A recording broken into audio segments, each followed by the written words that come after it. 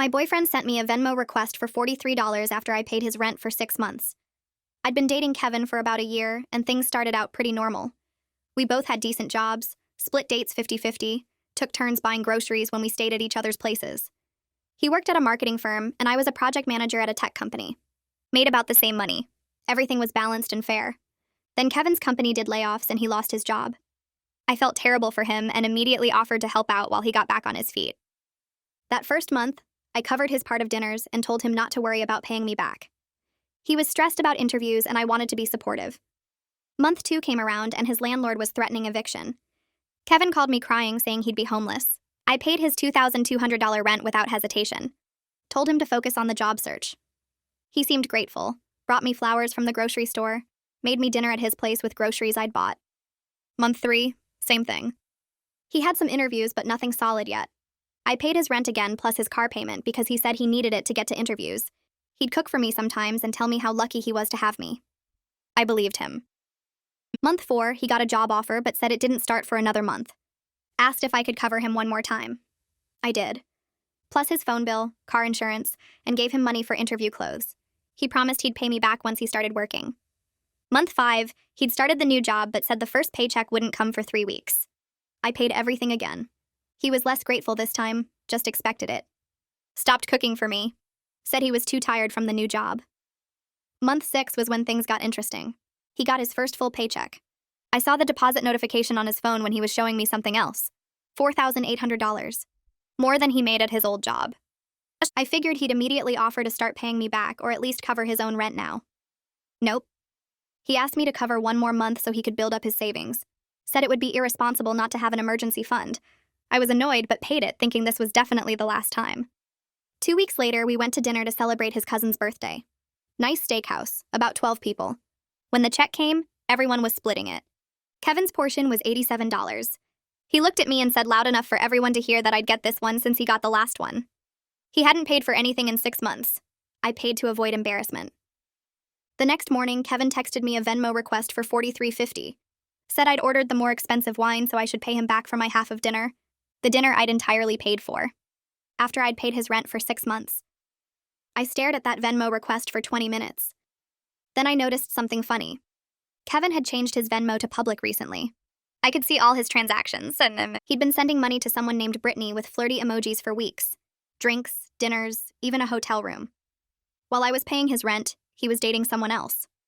But I also noticed something else. His car wasn't actually in his name. It was still under financing from the dealership, and the account holder was his ex-girlfriend from 2 years ago. She'd co-signed and he'd just kept paying, except I'd been the one paying recently. I called his ex Rachel. Told her Kevin and I had broken up and I wanted to make sure she knew I wouldn't be making any more car payments. She was confused because Kevin had told her he paid off the car months ago. I explained the situation. She was furious. Turns out she'd been getting notices about late payments affecting her credit before I started paying. She'd been asking Kevin about it and he kept saying it was handled. She thanked me and said she'd take care of it. Then I got petty. I accepted his Venmo request but for 1 cent. In the notes I wrote, "Here's your half of dinner.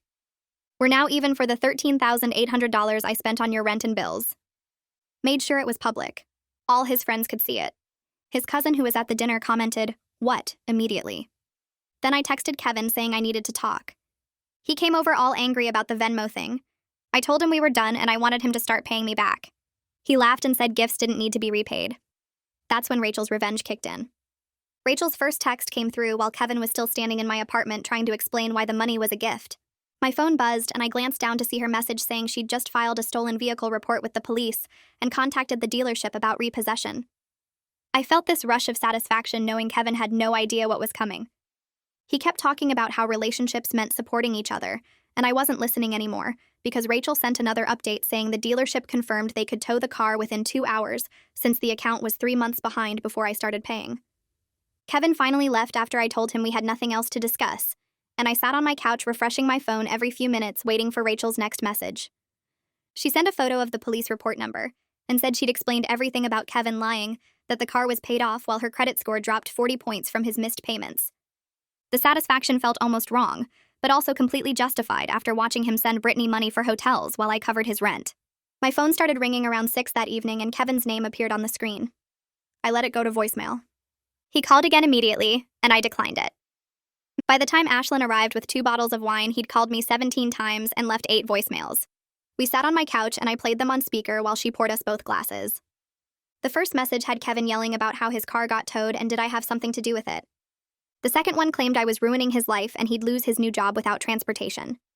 The third through 8th got increasingly desperate with him saying he couldn't afford an Uber to work, and this was all my fault for telling Rachel lies about him. Ashlyn paused after the last voicemail finished and pointed out that Kevin never once said he was sorry or admitted he did anything wrong. He just kept blaming me for consequences he'd earned himself. She asked if I felt bad, and I told her honestly that I didn't, which surprised me because normally I felt guilty about everything. We finished the first bottle of wine while my phone kept buzzing with more calls I didn't answer. I woke up the next morning to find Kevin had made a public Venmo post calling me a vindictive ex who couldn't handle the breakup and claiming I was harassing him with false accusations about money he never owed me. He'd written this whole paragraph about how he was the real victim, and I was trying to destroy his reputation because he'd moved on. I stared at my phone, feeling anger build in my chest until I saw that Peyton had already commented. She'd posted screenshots of Kevin's Venmo transactions to Brittany with the flirty emojis and hotel payment, asking him to explain those since they were dated during our relationship. Other people started commenting within minutes asking Kevin what was going on and why he was sending another girl money for romantic stuff while he had a girlfriend. His cousin from the dinner added that she'd been there when he made me pay, and it seemed weird now knowing everything else. I watched Kevin's narrative completely fall apart in the comment section as more people asked questions he couldn't answer without admitting what he'd done. He deleted the post an hour later, but people had already screenshot everything. I spent Saturday morning pulling up bank statements on my laptop while Ashlyn came over with coffee and her own laptop. We sat at my kitchen table and started documenting every single dollar I'd spent on Kevin over 6 months. She created a spreadsheet with columns for date, amount, purpose, and evidence, while I went through my banking app finding each transaction.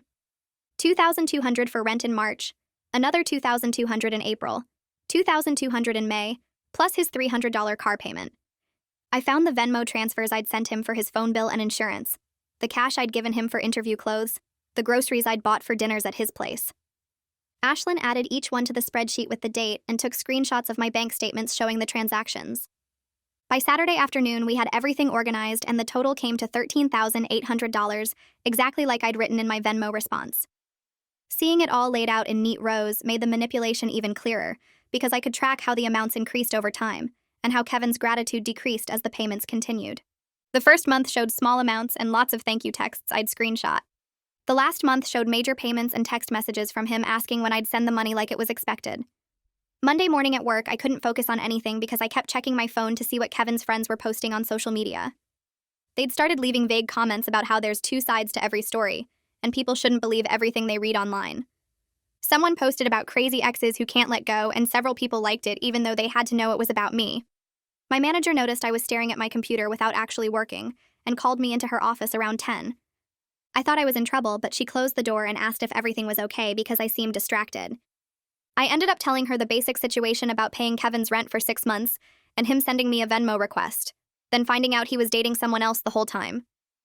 She listened without interrupting, and when I finished, she told me she'd gone through something similar years ago with a boyfriend who borrowed money and never paid it back. She said I should document everything for potential legal action because the amount was significant enough to pursue in small claims court. I hadn't even thought about actually suing Kevin, but hearing my manager suggest it made the idea feel less crazy. Kevin showed up at my apartment Tuesday evening around 7 without texting first. I looked through the peephole and saw him standing there in his work clothes looking tired. He knocked again and said he wanted to talk like adults about the situation. I opened the door but didn't invite him inside. He tried to push past me anyway, talking about how we needed to work this out reasonably, and I was overreacting to everything. I let him in only because my neighbors were in the hallway, and I didn't want an audience. Kevin sat on my couch and launched into this whole speech about how the money was a gift, because we were in a relationship, and that's what partners do for each other when someone's struggling. He completely ignored that he was dating Brittany while I paid his bills, and when I brought that up, he claimed they were just friends, and I was reading too much into some Venmo transactions. I pulled out my phone and started recording the conversation without telling him. He kept insisting that I'd given him the money freely without any agreement to pay it back, so legally it was a gift. He said taking him to court would be embarrassing for both of us, and I should just accept that relationships sometimes don't work out. I told him to leave, and he acted offended that I wasn't being reasonable about the whole thing. By Friday afternoon, I got a message request on Instagram from someone named Brittany. I opened it and found this long paragraph explaining that she'd seen the Venmo drama and Kevin's deleted post, and needed to tell me she had no idea he had a girlfriend. She wrote that Kevin told her he was single and between jobs when they met, and she'd been buying him dinners and paying for activities because she thought she was helping her boyfriend during a hard time. She said she felt sick realizing he'd lied to both of us, and asked if we could meet for coffee to compare what he'd told each of us. I showed the message to Ashlyn, and she immediately said I should meet with Brittany because knowing his full pattern of lies would help if I decided to pursue legal action. I messaged Brittany back and we agreed to meet Saturday morning at a coffee shop near my apartment. Meeting Brittany felt strange because I'd spent weeks being angry at her for being the other woman, but sitting across from her I realized she was just another person Kevin had used. She brought her phone with screenshots of their text conversations and Venmo history. We compared timelines and discovered Kevin was running the same basic con on both of us with slightly different details. She paid for a weekend trip to the coast in May, thinking it was a romantic getaway for just the two of them. I paid his rent that same month thinking I was supporting my struggling boyfriend who couldn't afford his bills. She bought him dinners 3 times a week, believing she was helping him save money during unemployment. I was sending him grocery money and paying his car insurance for the same reason. Kevin had told her his car was in the shop, which was why she drove everywhere, when really his car was about to get repossessed for missed payments. We sat in that coffee shop for 2 hours going through everything, and the anger shifted from each other to him. There was this weird feeling of being on the same team, even though we'd technically been competing for the same guy without knowing it. Ashlyn suggested I talk to a lawyer about recovering the money, so I looked up small claims attorneys and found Benjamin Watts, who had good reviews for cases under $15,000. I met with him on a Wednesday afternoon at his office and brought my laptop with the spreadsheet and all my documentation. He spent 40 minutes reviewing everything while I sat across from his desk feeling nervous about how much this was going to cost. Benjamin finally looked up and explained that Kevin calling everything a gift complicated the case because relationship expenses can be tricky legally. But he said the sheer amount of money plus my evidence of Kevin's text messages promising to pay me back once he started working gave me a reasonable case for unjust enrichment. He could argue that Kevin accepted the money under false pretenses by lying about his employment status and his relationship with Brittany. Benjamin quoted me $800 for representation through the small claims process. I thought about how ironic it was to spend more money trying to get money back, but I was tired of Kevin facing no real consequences for what he'd done. I wrote Benjamin a check for the retainer. 2 weeks after the breakup, Kevin's mother called me on a Sunday afternoon. I almost didn't answer because I didn't recognize the number, but curiosity won. Nyla introduced herself and asked if we could work this situation out without involving lawyers and courts. She said Kevin was struggling financially now without my help, and implied I was being cruel by not just moving on with my life. I felt my jaw clench because of course Kevin had run to his mother and painted himself as the victim. I told Nyla that Kevin earned $4,800 last month at his new job, and chose to send me a Venmo request for $43 instead of paying his own rent. She went quiet for a few seconds before saying, I clearly didn't understand how hard things were for him right now with the car situation and everyone talking about him online. I asked if she understood that her son stole almost $14,000 from me while dating someone else, and she said I was being dramatic about normal relationship expenses. I told her my lawyer would be in touch and ended the call. I walked into Benjamin's office 3 days later with my documentation organized in a folder. He reviewed the paperwork one more time and nodded. The small claims court filing fee was $75, which seemed like nothing compared to what Kevin owed me. Benjamin filled out the forms with my information and the amount I was seeking, then explained the process server would deliver the papers to Kevin at his workplace within 48 hours. I signed everything and wrote another check. The next afternoon, my phone buzzed with a text from Kevin. It was all caps and full of spelling errors because he was typing so fast. He called me petty and vindictive and said I was trying to ruin his career by having him served at work. I screenshotted the text and sent it to Benjamin, who replied that Kevin's reaction showed exactly the kind of person we were dealing with. Kevin sent 3 more texts threatening to countersue me for emotional distress and claiming his lawyer said I had no case. Benjamin called me that evening and said Kevin didn't have a lawyer, and the emotional distress claim was just intimidation tactics to scare me into dropping the case. 3 weeks after the breakup, I met Ashlyn for lunch at the place near our office. She'd been checking in on me daily, and I appreciated having someone who understood the whole situation. We were halfway through our sandwiches when she asked if I'd seen what people were posting online. I hadn't been on social media much because I didn't want to see Kevin's version of events. Ashlyn pulled up her phone and showed me comments from people we both knew. A few mutual friends had posted vague things about keeping relationship problems private, and how airing dirty laundry online was immature. One girl from Kevin's friend group wrote a whole paragraph about how breakups are hard on everyone, and people should have grace for each other during difficult times. I felt my stomach drop because these were people I thought would understand once they knew the facts. Ashlyn pointed out that the people defending Kevin were mostly his friends who didn't know about Brittany or the car situation or the months of lies. But it still hurt to see people I'd considered friends choosing to stay neutral or worse, implying I was wrong for exposing what he did. By the end of the week, 2 people had unfriended me completely. I knew I should have expected it because people always prioritize their own comfort over supporting what's right, but I'd thought the evidence spoke for itself. Kevin started posting on social media about a week later. He didn't mention me by name, but it was obvious who he meant. He wrote about how hard it was to recover from a relationship where someone controlled him with money and made him completely dependent. He talked about financial abuse and how people don't recognize it when men are the victims. I actually laughed out loud when I first read it because the reality was so completely opposite. But then I saw people commenting with support and sympathy. His cousin Peyton, who'd witnessed the whole Venmo situation, didn't say anything to correct him. Some of his coworkers left encouraging comments about him being strong. I realized Kevin was better at manipulation than I'd given him credit for. He'd taken the actual situation and flipped it completely around to make himself the victim. Ashlyn sent me screenshots of conversations where people were discussing whether I'd really been financially abusive. A few people pointed out that I'd paid his rent willingly and he never forced me, but Kevin's version was gaining traction because he told it first and told it loudly. My phone buzzed on a Tuesday morning with a text from Brittany. She said Kevin had contacted her the night before trying to reconcile. He told her that he and I were basically broken up during their relationship, and he'd made a mistake by not being honest with her. He claimed he really cared about her and wanted another chance. Brittany sent me screenshots of the whole conversation. She'd responded by sending him screenshots from our coffee meeting where we'd compared timelines and figured out his con. Kevin's response was a string of messages calling her horrible names and accusing her of conspiring against him with his crazy ex. The messages got progressively nastier until Brittany stopped responding. She told me she was considering filing a police report for harassment because some of his texts felt threatening. I forwarded everything to Benjamin, who said it showed Kevin's character and could be useful if we needed it. Brittany and I texted back and forth for an hour. We'd formed this weird alliance based on being manipulated by the same person. The mediation notice arrived exactly 1 month after I filed the paperwork. It was scheduled for a Thursday afternoon at the courthouse. Benjamin explained that mediation was required before small claims cases could go to trial. A neutral third party would try to help us reach an agreement without involving the judge. He said most cases settled in mediation because people realized going to court was more hassle than just working something out. I arrived 15 minutes early wearing work clothes and carrying my folder of evidence. Benjamin met me in the hallway and we walked into the small conference room together. Kevin showed up 10 minutes late with his mother. No lawyer. Nyla sat down next to him and immediately started talking about how this whole situation was unnecessary. The mediator was a woman in her 50s who introduced herself and explained the process. She suggested we start by each stating our position. I went first and laid out the facts with dates and amounts. Kevin interrupted twice, but the mediator asked him to wait his turn. When I finished, the mediator asked Kevin for his side. He said everything I'd given him was a gift because we were in a relationship, and that's what people do when they love each other. Nyla jumped in and started talking about Kevin's difficult childhood and how he'd always struggled with money. The mediator gently redirected her and asked Kevin if he'd be willing to repay any amount. Kevin said no. He didn't owe me anything. The mediator suggested a compromise of $5,000 as partial repayment. I was willing to consider it just to be done with everything. But Kevin refused. He said accepting any repayment would be admitting he did something wrong and he didn't do anything wrong. The mediation lasted 90 minutes and went nowhere. Kevin tried the same manipulation tactics that used to work on me. He got tears in his eyes talking about how much he'd loved me.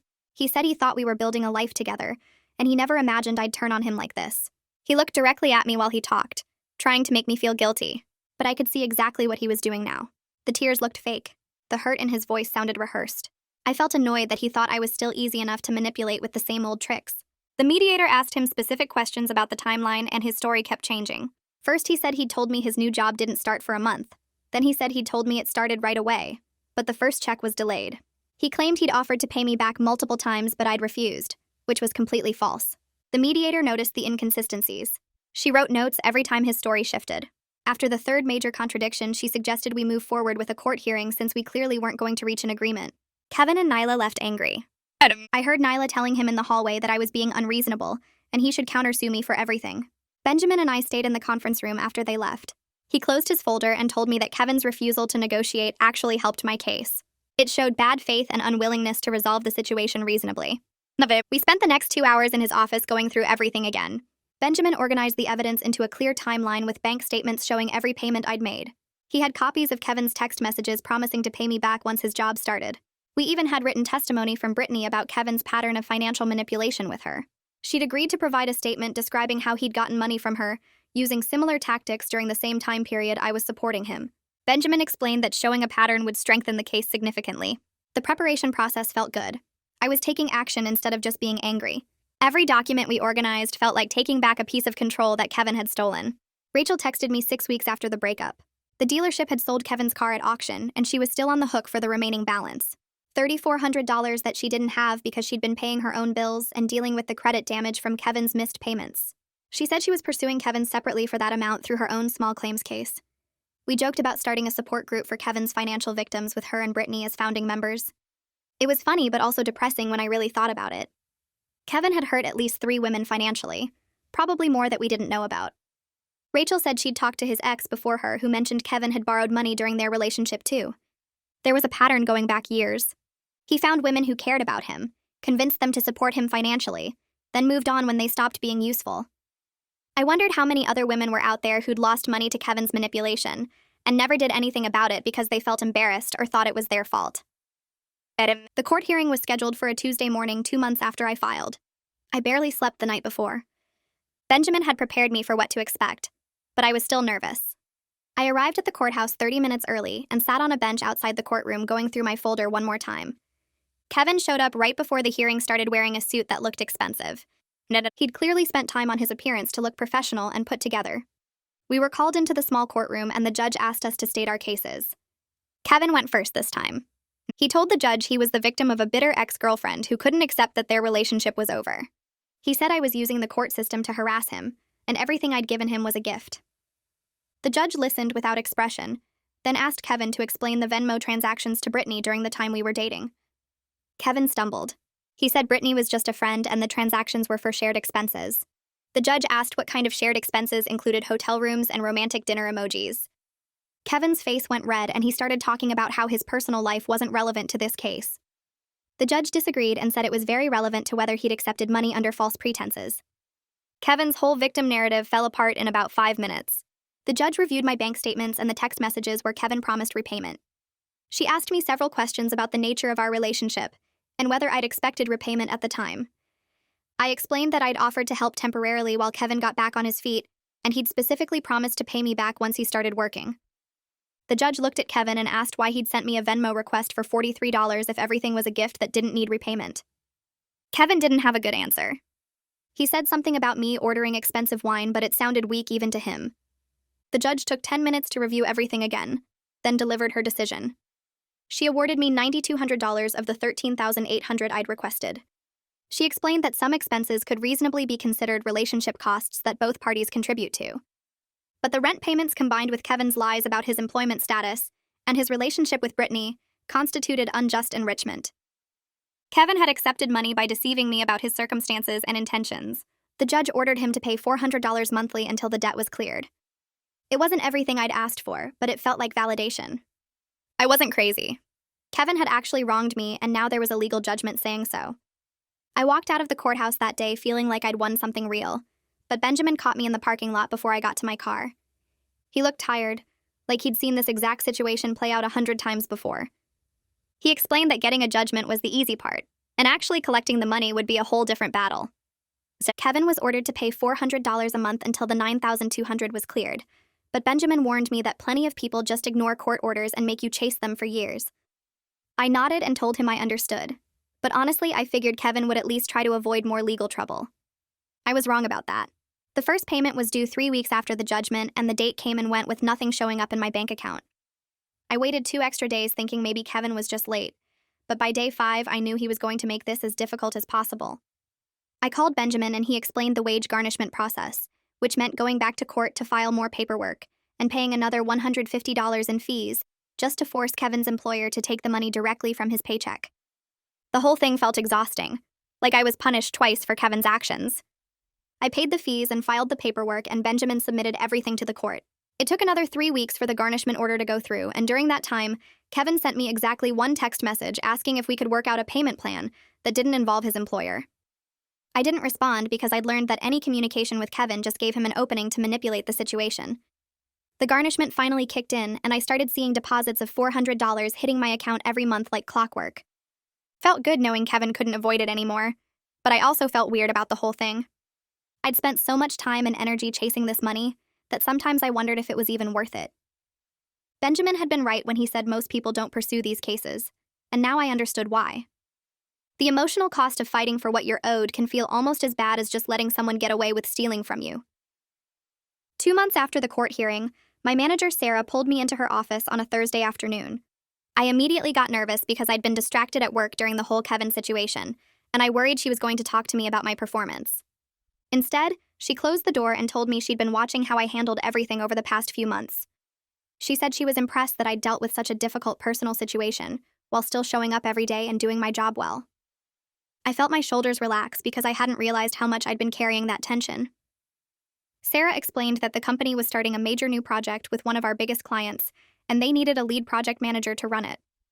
The role came with a significant raise and would put me in charge of a team of 6 people. She asked if I was interested, and I said yes immediately, even though part of me felt like the raise was almost $1,200 more per month, which felt like the universe balancing things out after Kevin had taken so much from me. I left her office feeling lighter than I had in months, and I realized something weird had happened. Standing up to Kevin and fighting for myself in court had made me more confident in other parts of my life too. I'd stopped apologizing for things that weren't my fault at work. I'd started speaking up more in meetings, and I'd set clearer boundaries with everyone around me. The Kevin situation had been awful, but it taught me that I was stronger than I thought I was. 4 months after the breakup, I stopped at a coffee shop near my apartment to grab something before a Saturday morning run. I was standing in line looking at my phone when I heard someone say my name. I looked up and Kevin was standing 3 feet away holding a cup of coffee. My first reaction was nothing, which surprised me more than anything else.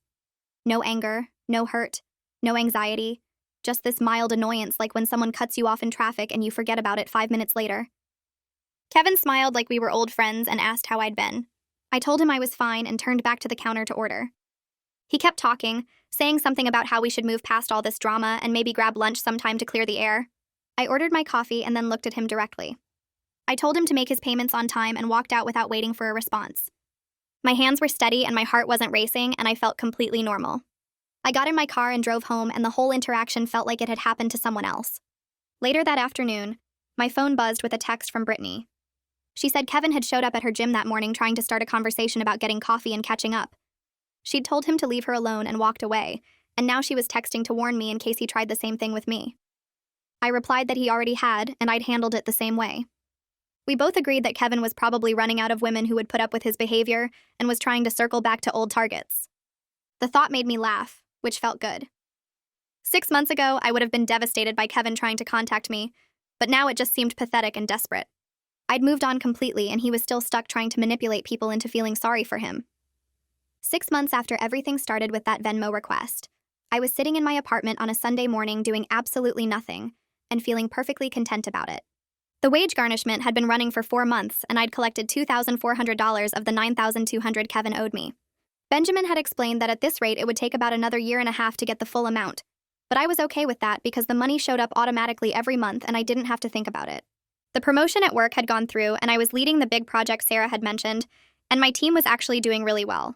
I'd gotten my first paycheck with the raise and immediately set up automatic transfers to rebuild my savings account that had been drained by Kevin's rent payments.